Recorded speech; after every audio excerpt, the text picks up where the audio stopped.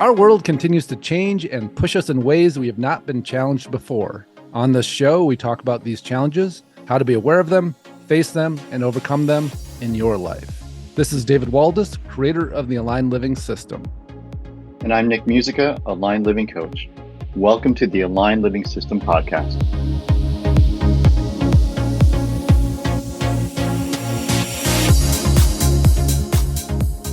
Welcome to another episode of the Aligned Living System podcast. I'm here with Nick Musica, and today's topic is moving forward in the face of fear. It's interesting times, and we've probably been saying that for the last, 20 years, different versions of interesting times. But it's amazing how many people in their life right now are not able to keep going with the way things have been, to keep going with the way they've been playing the game. And most people don't know what that means. They just know that something needs to give, something needs to change, that they can't do it the way they've been doing it. And so when we have that feeling of, I need to do life differently, but we also don't know what that means, it can be really scary. It almost always is scary because it asks us to be willing to let things in our life shift and adjust. And we often interpret that as, there's some stuff in my life that's going to fall apart, fall away, and there's stuff in my life that's going to open up. And I need to let that happen for my soul, for my sense of being here, for me to feel okay even, and it used to be like, I want to be more fulfilled, maybe I want more aliveness in my life, or I want something I'm more passionate about. But it's different now. It's like, I need to have that so that I feel okay, because okay, like the old okay, isn't really an option anymore. Like, we have to do something that our soul wants to do. And it's amazing how many people are in that place, but at the same time, I don't know what that is. And so, what comes up for us is, I am stepping forward into something, and it means I have to rearrange what already exists because that's not working, but I don't know what does. And, it's one thing, like we probably remember back in our life when we were, maybe even in middle school trying to figure out what we wanted, or high school trying to figure out college, or college trying to figure out what's next. But here we are, all these adults, it's been a long time since most of us have experienced that level of transformation, that level of adjustment, shift, change in our lives. And that stability, that I know what tomorrow looks like piece, it's not ruling the day anymore. And so for a lot of us, it's this very strange experience of dynamic shift and change that we probably haven't experienced since we were in our 20s. I suppose some of you are in your 20s, but even that, if it was a couple of years ago, can feel like a world away. And so, it brings up fear, and it brings up uncertainty, but it also brings up excitement. And so that's how we're getting to our topic today. Welcome, Nick. How you doing? Good morning, David. Just Yeah, waking up. I think we're both waking up. Yeah, it's an early morning here for us. Yeah. For our schedule today, we had to record a little bit earlier, so I'm sure you can't. So we chose an easy topic. Yeah, it's always yeah, we're always looking for the easy way out, right? It's true. Yeah. So I mean, you described an interesting scenario where it's the things that are typically seen as moving, more stable and moving pieces are more moving than stable at this point, and almost not, the relevancy of them are falling away, and so we need to look for things that are more relevant for ourselves. Is that a decent summary of what you just said? Yeah, absolutely. And I think underlying that though too is, before, fear used to keep us, it almost like gave us enough to deal with that made the normal, the status quo, okay. Yeah. And now this feeling inside of ourselves where we need more fulfillment, we need more purpose. We need to be more connected with who we are, and expressing that, that's more powerful now than the desire for stability, than the desire for keeping things more calm and easy. And I think that it's a reflection of all the turmoil that's going on the planet, all the shifts and changes. It creates an unstable or a destabilized environment, a destabilized energy, a destabilized experience. And when we're in a destabilized experience, that's when we're often more open to change. And so, if things are already moving, we go, well, shit, like I already feel unsafe or I already feel unsettled. And so now if I'm trying to find my footing, where am I going to put my energy into? What really wants to come out of me? Because stuff's breaking apart anyways. And so if it's already breaking apart, I might as well capitalize on it. And usually that first step is trying to hold everything together. And we've been doing that for a while, right? Like all through COVID, all through all these experiences where we're, Yeah. that we've been having where people tried to stabilize and then they realized, or we realized like that shit's not going to happen. This is how things are Right. now. This is the new normal. And Right. so if we're living in such a dynamic, destabilized environment, we got to make it work for us, because if stability is not available, then all the shit that we did that didn't really fulfill us in the name of stability, like, well, it doesn't have the same value anymore because it doesn't work. And so now we have to start looking for something else that's about fulfillment rather than stability, because stability is not available. So instead of starting with a piece out there that is not stable, the idea is to start with a piece over here that is fulfilling, and that is the new stable. Yeah, because now we're feeling what it feels like for when we use it. And again, this is all the aligned living work, right? Like it's Yeah. all about referencing off of ourselves instead of our surroundings. Right. And it's never been more needed because our surroundings have never been more in flux. And so the opportunity to stabilize off of our surroundings is just diminishing more and more. And for very few people is that still an effective technique. And so when we get in touch with who we are and what we want, and that reference point is in one place, meaning inside of ourselves, instead of all the things around us and trying to use all the touch points that we know to triangulate our sense of self and our sense of stability, like that piece of coming back, and to me, like I've always loved traveling, and it makes me kind of think that way. Like what I loved is going somewhere, feeling myself in that place, having these new experiences, meeting new people, engaging. Like it's such a reflection of who we are when we go into a place where we don't have any external stability.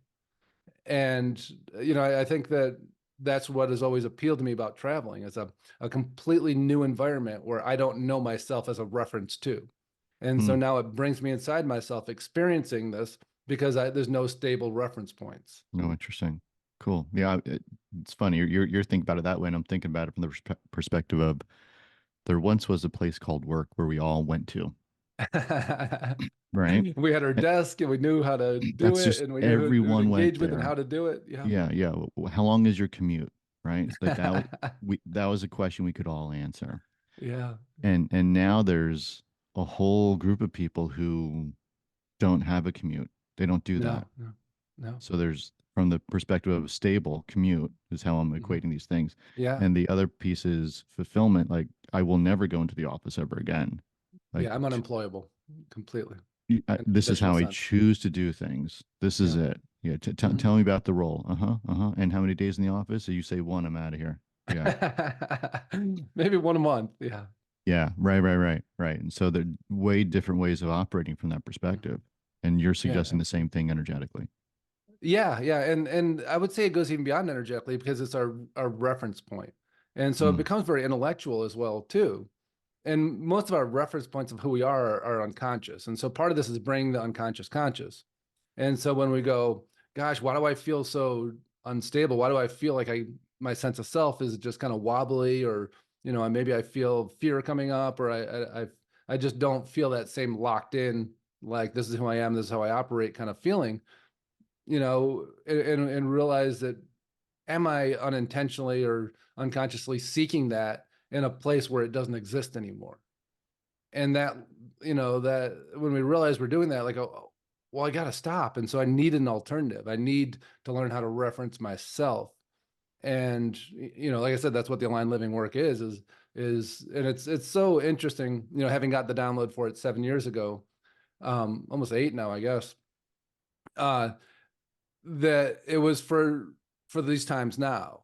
And mm, back then there was a lot more stability. There was a lot more like it still worked pretty good to reference yourself externally. Like it didn't get you in touch with your fulfillment, but at least it stabilized you.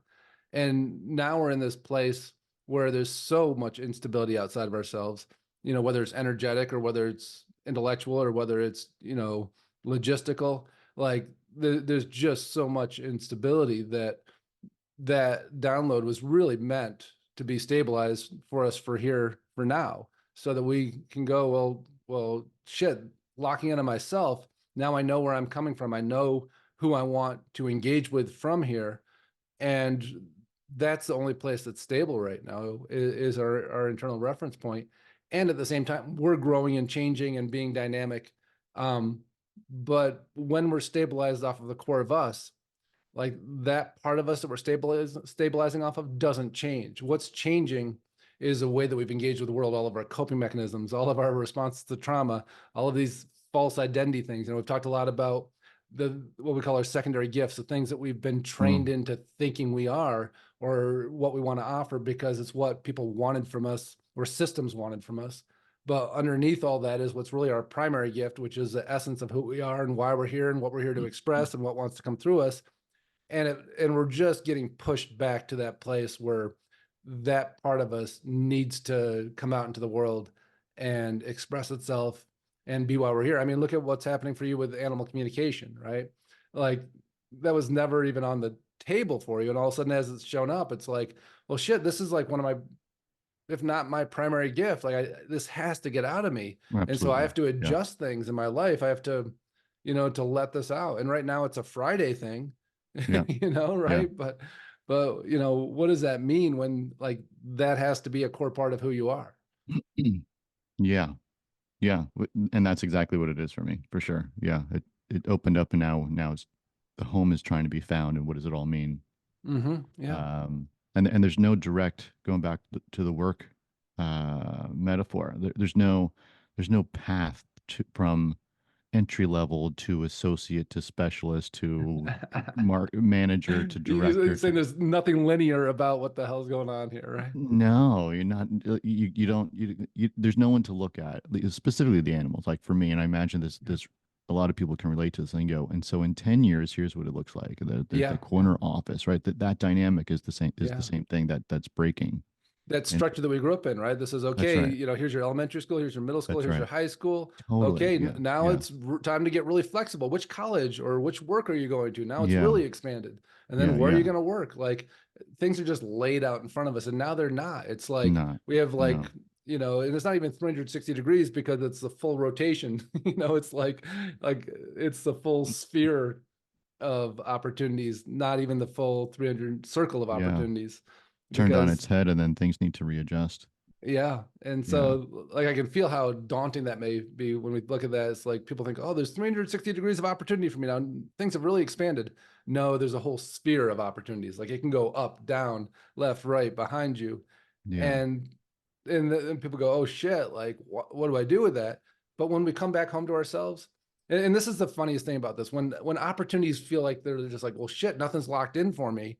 But when we get restabilized in ourselves, there's a certainty that comes in and goes, oh, my multiple choice bank that freaked me out because it just had a million options on it just dropped down to one.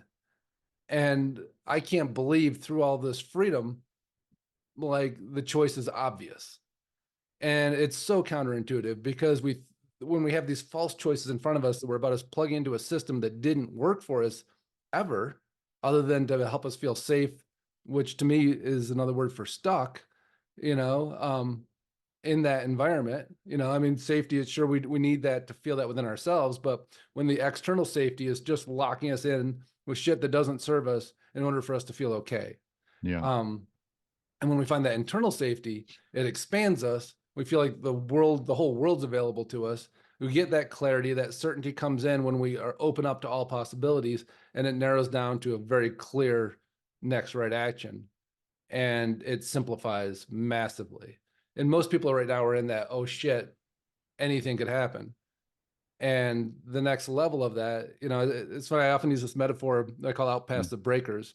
And what I refer to is like, if you ever gone to the ocean, and it's funny, lived by it a bunch, and you watch so many tourists will start to wade out and they go out right where the waves are breaking. and they just get pummeled, and they stop there and they stand where the waves are breaking. They get knocked down, flipped over, and and then they retreat back to the land and they try to go back in again. But the truth is, if you just go out a little bit further past the breakers, it becomes this calm, soothing, really beautiful experience. But the breakers are violent and Push you confusing around. and Yeah. knock you around. And this is the exact same thing with this. Is like when we first start to look, we go, oh my God, this is so much. It's so overwhelming. It's knocking me around. It's destabilizing. But if we go out a little bit further, all of a sudden the certainty starts to come in, and it narrows down, and we feel who we are and what wants to come out of us, and that emerging self and our greatest gifts, our primary gifts start to come out, and our secondary gifts we start to see as the illusions of what they are. And then we get to utilize them to support us to bring our primary gifts, but we recognize finally that they're not what we should be basing our life around, because they're just things we got really good at because the world liked us doing them. Maybe we didn't really to the level that we thought. What we really liked was the feedback of the approval and, the rewards that came from doing them, but not the process of doing them. And so when things simplify like that, we're out past the breakers, and all of a sudden our experience of all this chaos falls away and a simplicity comes in. And we realize so much of what we've been looking at as variables in our life or possibilities aren't. And it narrows down to just a very, very small portion of our life that goes, well, this is where my fulfillment is. And now Right. I know. And so how does this want to express through me? And what felt like this incredible, expansive, chaotic experience simplifies into a very clear, well, this is obvious. Yeah. Yeah. So is there, so like when I'm talking with the clients and things are getting muddy, I try to bring it back to the one thing that we want to accomplish. And I refer to that as like, what's the North Star? What's the thing at the end of 30, 60, 90, 12 months, whatever it's going to be? Like, what do we want to say we accomplish? What's the thing that's going to drive us through? Is there, as things are moving and grooving for folks and things are getting more disruptive, is there a North Star of sorts here that folks can go, I'm just going to keep on following this path? Because regardless of where it's going, I know I'm on the right path. Yeah, absolutely. It's funny because there's a thing about one of my clients that had done like a testimonial, and he said, I've had all these tools in my life, but I now through the Aligned Living system, like I recognize when I go into my alignment, there's my North Star, there's my sense of self, and there's my sense of what I really want. And so it's funny, like what is the North Star? Well, it's our alignment. And the really, the unique thing about what we're doing with Aligned Living is that in order to access that, we all have probably experienced some level of meditation or some level of getting in, inside of ourselves and calming that and bringing that peaceful place. But when we do that without creating a clear separation between all the influx of the chaos of the outer world, it influences all of it. And we don't get to really feel ourselves in that sense of, this is what I feel like. And I hate to use this word, but it's one that keeps coming through, is like, we're always contaminated by the influences of the external world. And what we call the consciousness lock, and what we work with the first steps in Aligned Living system, is we're basically blocking out all that contamination. We're going, that belongs out there, it has its place out there, but inside me, when I want my own clarity and when I want to operate from this place of alignment, from this place of internal reference, I can't have all of that running through me and have that clarity. And so the techniques we use, the steps we use, are about creating that clear delineation and go, that chaos belongs out there, and this, this silence, this place where my intuition is the loudest thing inside of me, is what belongs in here. And that becomes our North Star. And the moment we let the outer world leak in, we're just getting pummeled. We're back in the breakers again. Like, oh, I drifted back. Now I'm actually where the waves are breaking. I'm getting spun around again. Let me get myself straightened out, swim back out again. Or we can go back to shore and get really uncomfortable and go, God, I'm not doing anything that I need to be doing. Go through the breakers again, get back on the other side of it. But those breakers, that is the chaos of, the collective all around us. Yeah. And once we get past that, we get into this internal space where our clarity is, where our North Star is, where our guidance, our certainty is. And that's what we're seeking. And once we hit that place, it doesn't mean that we always know exactly what to do, but we trust in a different way, and we can let stuff unfold, and, we can let it reveal what is right for us. Yeah. And it's without all that, and, the chaos that's just so available everywhere. Yeah. And you just described the difference between once you find that space where you can operate from internally, and then the chaos comes in. Yeah. Yeah. The knowing of the chaos came in. Because a Yeah. lot of us don't really know. Like Exactly. it's It just what's just happening. bleeds. Yeah. Right. It's just Yeah. the It's just tide comes in, the tide goes out. The tide comes in, the tide goes out. it's how things Yeah. work, David. And you're going, that's not how things work. It doesn't have to. Yeah. Yeah. You have the choice to keep it, the chaos out there and the clarity in here. Right. And then when that happens, like, there's such a jump in the gap between the chaos of the outer world and the peacefulness of our inner world, that the moment that we start to leak and let it in, it's just like, oh shit. Like, it's kind of like falling off a cliff. Like, it hurts, we just go, oh no, thank you. Like, I can't, my body does not want that chaotic energy. My body wants to be me. And that is not me, even though I've known that as me my whole life, because it's just bled through me. Yeah. And that peacefulness, that sense of, oh, here I am. I didn't know what I felt like, because I hadn't really experienced myself without that chaos for any kind of extended amount of time, enough for it to stabilize. And that's what becomes our North Star. Got it. Yeah. Got it. Yeah. It's Cool. fun stuff. And so, as always, like, we have these, free video class, we have free offerings on there. Check it out, like, see what it does for you. And of course, we're offering programs, group and one-to-one. So there's lots of opportunities to get involved. Yeah. And some of them are, just available to just, click and get the free video class. Give it 30 days. I mean, anything worth doing is worth doing for a period of time where you're going to see a difference, right? And so if you, my bet is if you sat down with it for 30 days Mhm. and then just examine where you were and where you are, Mhm. you're going to be in a place where you can see the difference. Yeah, absolutely. And just committing to doing the meditation each day That's it. makes a world Oh, of man. difference, and Huge. everything builds off of that. Yeah. And I hate to even call it a meditation, because people say, well, I'm meditating. And this is interesting, this last point here.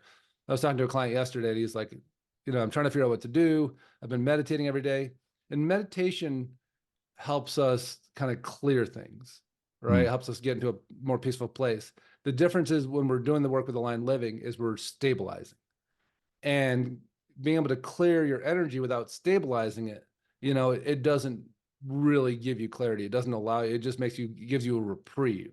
And so if meditation for you is a reprieve, and then you go back into the chaos, that's not what we're talking about at all. We're talking about creating a stabilized place in that meditative state. And when we do that, that's where the North Star is available. Just having peacefulness and then going back to the chaos, it's just reprieve. It's just taking a break from getting our ass kicked and then going back and getting our ass kicked again. Got it. So at the end of 30 days, which is admittedly arbitrary, and I said it just to make it a little more attainable. At the end of 30 days, there's going to be a feeling of stability at the end of it versus sort of stepping into it, stepping out of it on day one. Yeah, absolutely. That's cool. Okay. Yeah, super cool. I mean, that's what makes aligned living so different from any other stuff that I've worked with. Not aligned moments. No. That's, I like that. Aligned living, not aligned moments. We've all had those. Yeah. Awesome, brother. Well, great conversation. And check out the resources. And of course, we'd love to work with you directly as well, if that's what you're feeling called to. And I know more and more people are. I mean, it's pretty cool how busy this is getting, because there's just more and more people that are ready, and it's the right match for right now. And it's exciting. Now's a good time. Now is a perfect time. Awesome. Well, have a great week. Thanks so much for listening, and we'll catch you all next week. Bye, folks.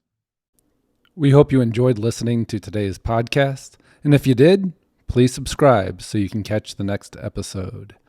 If you want to learn more about the Aligned Living System and how it could support you in your life, check out davidwaldas.com.